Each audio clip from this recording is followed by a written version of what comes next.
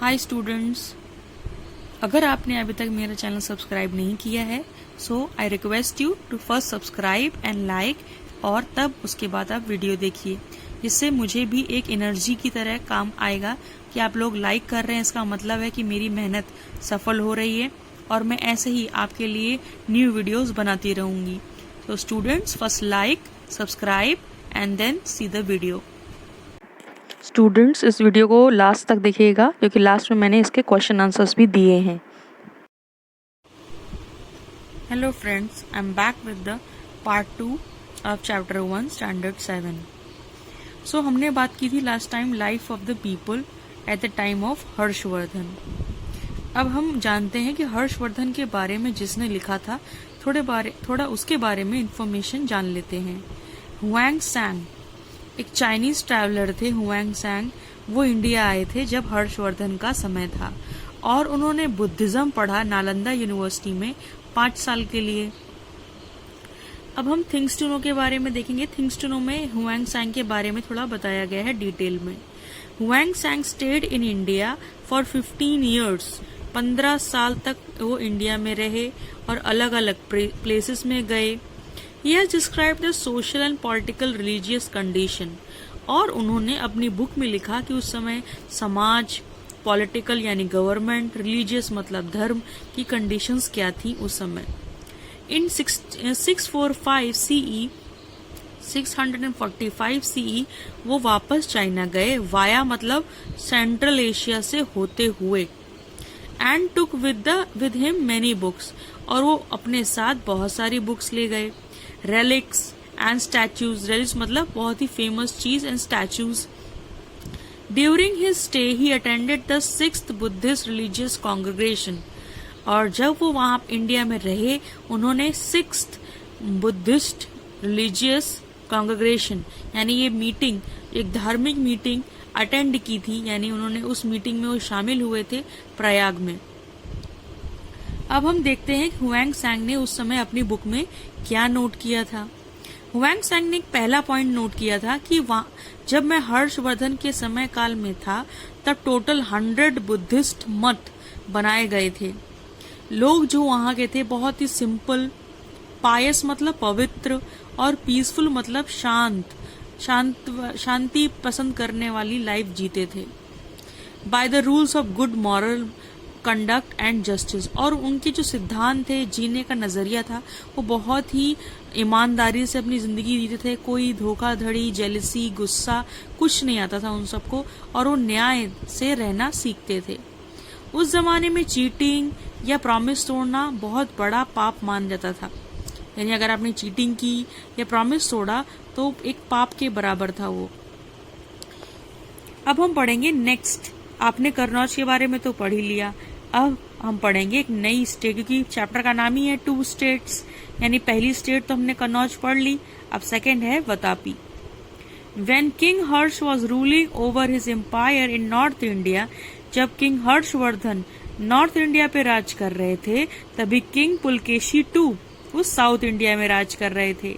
और आपको तो पता ही है कि हर्षवर्धन हार गए थे एक लड़ाई में पुलकेशी II से। अब हम देखते हैं कि पुलकेशी II राजा किस तरह बने, क्या क्या करना पड़ा उनको राजा बनने के लिए। Route to the throne, route का मतलब होता है रास्ता, वो किस मुश्किलों से होते हुए, थ्रोन मतलब राजगद्दी जिस पे राजा बैठता है, यानी क्या रास्ता उन्होंने अपनाया राजगद्दी में बैठने के लिए। द किंग ऑफ चालुक्य, जिसको हम सोलंकी भी कह सकते हैं, Chalukya dynasty establish a vast empire in South India. जो किंग्स थे चालुक्य डायनेस्टी के, उनका एम्पायर बहुत बड़ा था साउथ इंडिया में, जिसकी वजह से उनकी कैपिटल का नाम था वतापी, और वो सारा कामकाज अपनी कैपिटल से देखते थे। वतापी एक ओल्ड नेम है कर्नाटका का। पुलकेशी I, जो कि बहुत ही महान किंग थे चालुक्य डायनेस्टी के, उन्होंने एक यज्ञ करवाया, उस यज्ञ का नाम था अश्वमेघ यज्ञ। His flag has symbol of वराहवर्तर, और उनके पास से आपको देखा ही होगा रैलियां निकलती हैं राजा महाराजों की, टीवी पे देखा होगा आपने, तो उनके जो रथ होता है, रथ के ऊपर एक फ्लैग रहता है, उस फ्लैग में राजा का सिंबल रहता था, वैसे ही इनका भी सिंबल वराहवर्तर था। फिर पुलकेशी वन का बेटा कीर्ति वर्मा, उनके मरने के बाद कीर्ति वर्मा किंग बना पुलकेशी वन के बाद। और उसके बाद उनका बड़ा भाई या छोटा भाई कह सकते हैं, उसमें मेंशन नहीं किया गया है। फिर कीर्ति वर्मा के बाद कीर्ति वर्मा का भाई मंगलेश, वो राजा बना और उसने एक बड़ा सा टेम्पल बनाया जिसका नाम था विष्णु टेम्पल। और कहाँ बनाया? वतापी में। आफ्टर हिम यानी मंगलेश के बाद उसका बेटा पुलकेशी टू आया, यानी पुलकेशी वन के बाद कीर्ति वर्मा के बाद उसका भाई मंगलेश, और मंगलेश के बाद मंगलेश का बेटा पुलकेशी टू राजा बना और उसने 30 साल तक राज किया साउथ इंडिया में। Let's move to the next page, Pulakeshi two. अब हमने पुलकेशी की हिस्ट्री तो जान ली, चालुक्य डायनेस्टी की हिस्ट्री जान ली, अब सिर्फ हम पढ़ेंगे पुलकेशी टू के बारे में। Pulakeshi two was a valiant king who won many battles. Pulakeshi two बहुत ही ब्रेव किंग था। वेलियंट मतलब बहुत ही हिम्मत वाला किंग था जिसने बहुत सारी बैटल्स जीती। उसकी जो पहली जीत थी वो थी कहाँ पर? साउथ गुजरात में, लात नाम के जगह पर। और उसने बहुत सारी बैटल्स जीती, किससे? नॉर्थ गुजरात से। उसने अपना जो कंट्रोल था वो गेन किया वेंगी रीजन मतलब जगह का नाम है और रीजन का मतलब उस जगह, यानी वेंगी नाम की जगह पर उसने अपना राज्य कंट्रोल स्थापित किया, यानी स्टार्ट किया उसने राज करना। और जो वेंगी रीजन है वो 2 रिवर के बीच का लैंड है, कृष्णा रिवर और गोदावरी रिवर। और एक्चुअली है कहाँ? आंध्र प्रदेश में। He transform the capital Vatapi into the city of magnificence and splendour. और उसने अपनी वतापी, क्योंकि उसकी कैपिटल थी, उसने अपनी कैपिटल को बहुत ही अच्छी तरीके से बनाया था। मैग्निफिसेंट मतलब ये बहुत ही बढ़ा चढ़ाकर उसका मतलब यू कैन से ना कि बहुत शानो शौकत से अपनी कैपिटल बनाई थी उसने, आउटस्टैंडिंग तरीके से।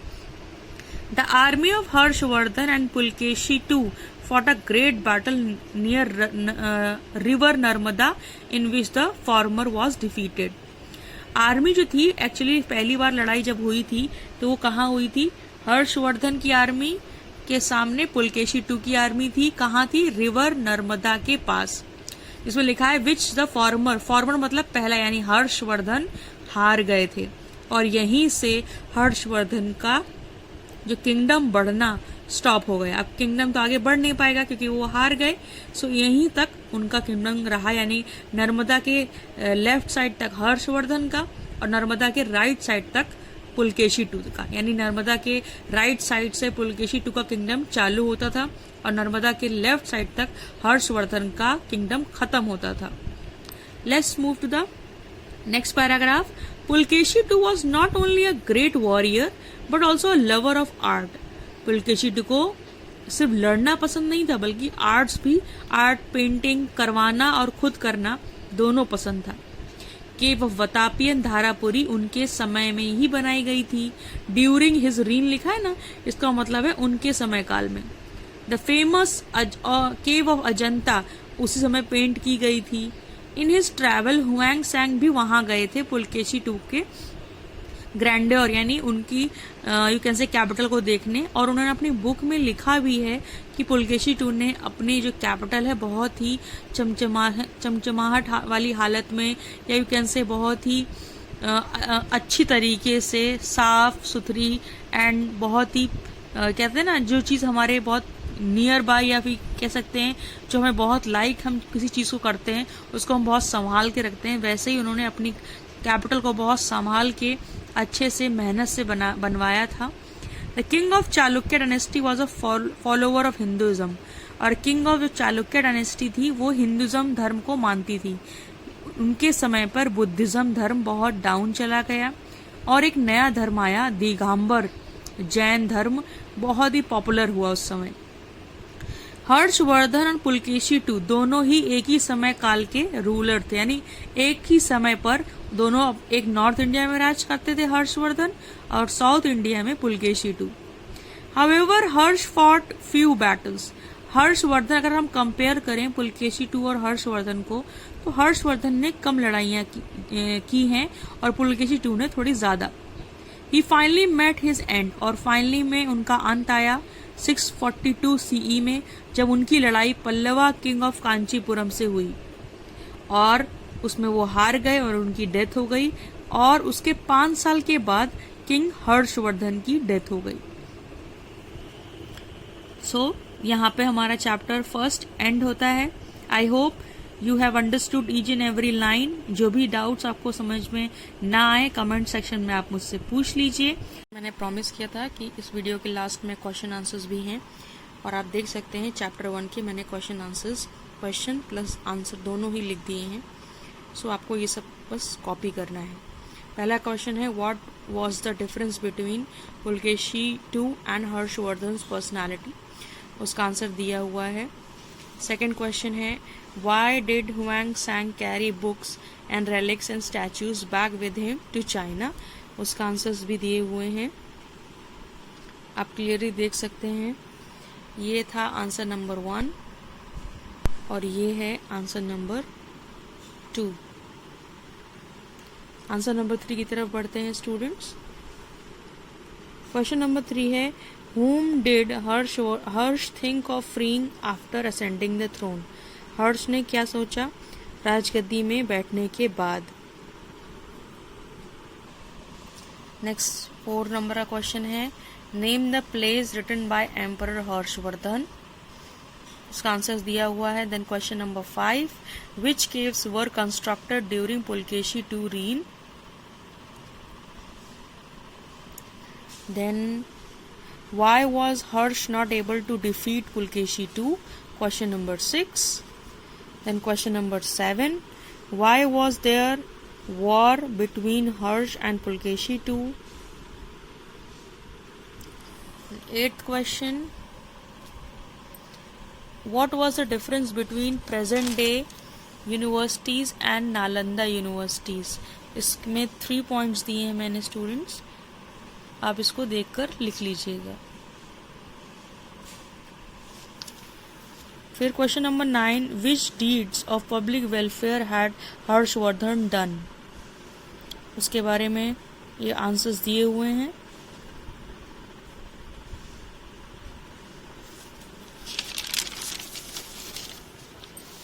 Then question number 10, which composition of great poet Banbhat are considered unique in Sanskrit literature? And the last question, write a short note on Nalanda University. इस पे 5 पॉइंट्स हैं टोटल। पहले हम फर्स्ट पॉइंट पे focus कर लेते हैं, फिर second,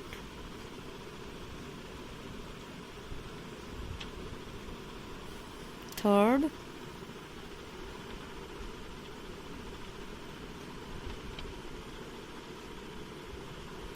fourth and fifth. Okay students, so यहाँ पर चैप्टर 1 क्वेश्चन आंसर्स के साथ खत्म होता है। इसकी ऑब्जेक्टिव मैं नेक्स्ट चैप्टर के एक्सप्लेनेशन के साथ लिंक कर दूंगी। Okay, see you soon, bye.